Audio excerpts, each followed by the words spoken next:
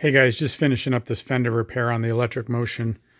I showed you earlier taking the fender off. I put the epoxy and I scabbed in some plastic scrap. I bought this scrap actually on Amazon. It's kind of like I believe it's an ABS, but it's tough and flexible. And you could just cut it with your tin snips or heavy scissors.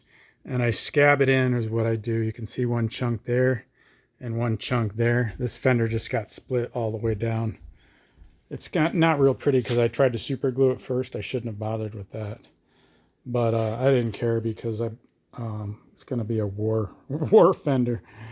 But I use this JB Weld quick set, the quick stuff. Man, that stuff sets up nice and fast.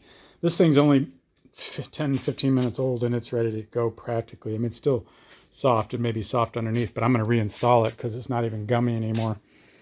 But I showed you earlier, I filed down those nasty little clips so your fingers don't get pricked on it.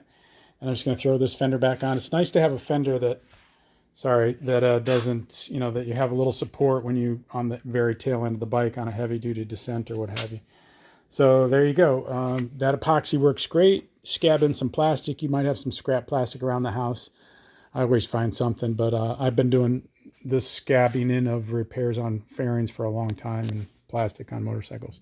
Works well. Hope that helps. Take care, guys.